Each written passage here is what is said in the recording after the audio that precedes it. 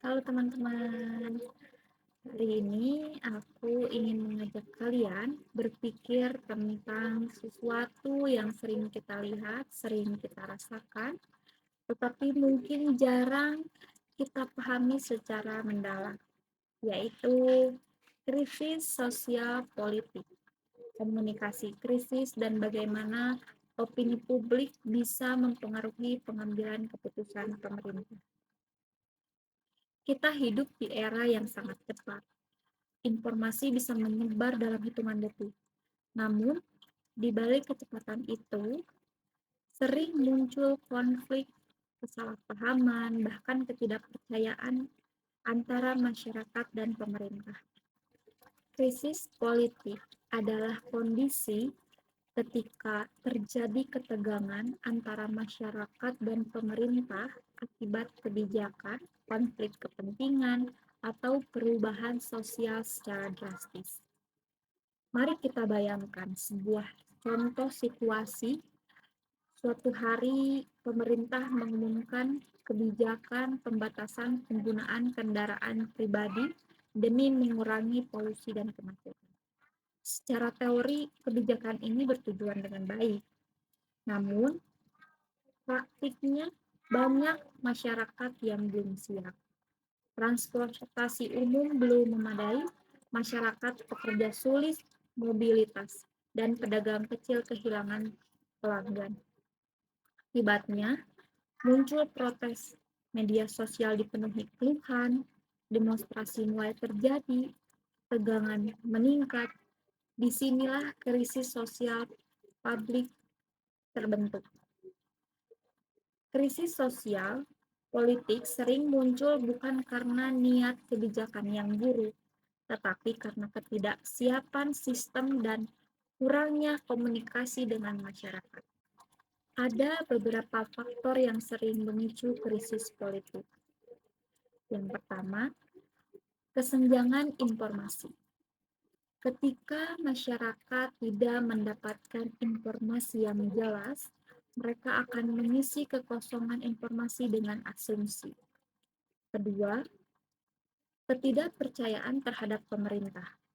Jika masyarakat merasa pemerintah tidak transparan, setiap kebijakan akan mudah dicurigai. Yang ketiga, dampak ekonomi. Kebijakan yang mempengaruhi kehidupan sehari-hari masyarakat sering memicu reaksi emosional yang kuat. Keempat, perkembangan media sosial mempercepat penyebaran informasi, tetapi juga mempercepat penyebaran hoax dan opini yang belum tentu benar. Saat krisis muncul, komunikasi menjadi kunci utama. Komunikasi krisis adalah strategi penyampaian informasi yang dilakukan pemerintah atau lembaga untuk mengolah situasi darurat atau konflik sosial. Komunikasi krisis yang efektif harus memiliki beberapa prinsip. Yang pertama, transparansi. Masyarakat berhak mengetahui alasan di balik suatu kebijakan. Ketika pemerintah terbuka, kepercayaan publik bisa meningkat. Yang kedua adalah konsistensi. Pesan yang berubah-ubah akan menimbulkan kebingungan dan ketidakpercayaan. Yang ketiga adalah kecepatan. Dalam era digital saat ini, pemerintah terlambat memberikan informasi, maka akan lebih dulu menerima informasi dari sumber yang belum tentu valid. Yang keempat, komunikasi yang hanya berisi data tanpa menunjukkan kepedulian terhadap kondisi masyarakat akan terasa kaku dan tidak manusiawi. Ketika komunikasi krisis gagal, dampaknya sangat besar. Masyarakat bisa merasa diabaikan, informasi hoax bisa berkembang dengan cepat, ketegangan sosial bisa meningkat, dan yang paling berbahaya yaitu kepercayaan publik terhadap pemerintah bisa menurun. Kepercayaan publik adalah fondasi Stabilitas negara. Jika kepercayaan hilang, setiap kebijakan akan selalu dipandang negatif, bahkan sebelum dijalankan. Sekarang kita masuk ke faktor yang ketiga, yaitu opini publik. Opini publik adalah kumpulan pandangan masyarakat terhadap suatu isu. Dalam sistem demokrasi, opini publik memiliki peran yang sangat besar. Pemerintah tidak bisa mengabaikan suara masyarakat. Ketika opini publik menunjukkan penolakan yang besar terhadap suatu kebijakan, pemerintah biasanya akan melakukan evaluasi. Namun, opini publik tidak selalu terbentuk berdasarkan fakta. Banyak opini publik yang dipengaruhi emosi, pengalaman pribadi, dan informasi yang beredar di media sosial. Disinilah tantangan terbesar itu muncul. Media sosial memiliki dua sisi. Di satu sisi, media sosial memberikan peluang bagi masyarakat untuk menyampaikan aspirasi. Ini adalah tentu hal positif dalam demokrasi. Namun, di sisi lain, media sosial juga dapat mempercepat penyebaran informasi yang tidak akurat. Satu informasi yang salah bisa menjadi viral dan memicu kepanikan massa. Dalam situasi krisis, hal ini bisa memperburuk keadaan. Karena itu, masyarakat juga memiliki tanggung jawab untuk memverifikasi informasi sebelum mempercayai dan menyebarkan. Pengaruh opini publik terhadap keputusan pemerintah. Opini publik sering menjadi pertimbangan penting dalam mengambil keputusan pemerintah. Contohnya, banyak kebijakan publik yang direvisi setelah muncul gelombang protes masyarakat. Hal ini menunjukkan bahwa pemerintah tidak bisa bekerja tanpa mempertimbangkan suara rakyat.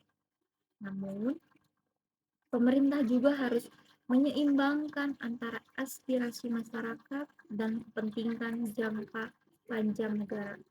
Tidak semua kebijakan populer adalah kebijakan yang tepat untuk masa depan. Hubungan antara krisis komunikasi dan opini. Jika kita melihat secara menyeluruh, krisis sosial politik, komunikasi krisis, dan opini publik sangat terhubung, seperti rantai. Krisis sosial politik sering menjadi titik awal, komunikasi krisis menentukan arah respon masyarakat, opini publik menjadi faktor yang mempengaruhi keputusan pemerintah. Jika komunikasi yang baik, krisis bisa dikelola. Jika komunikasi gagal, opini publik bisa merubah menjadi tekanan sosial yang besar. Peran masyarakat dalam menghadapi krisis. Tidak hanya pemerintah yang memiliki tanggung jawab, masyarakat juga memiliki peran penting.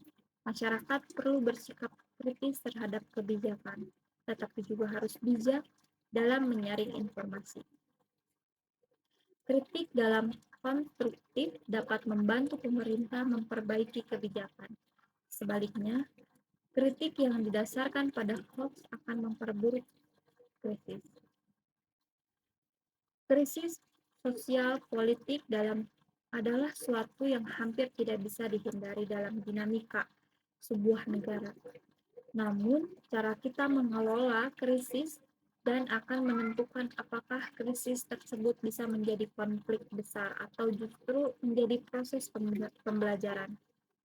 Komunikasi yang transparan dan empatik dapat membangun kepercayaan. Opini publik yang kritis dan rasional membantu menciptakan kebijakan yang lebih baik. Pada akhirnya, stabilitas negara bukan hanya tanggung jawab pemerintah, tetapi juga tanggung jawab masyarakat.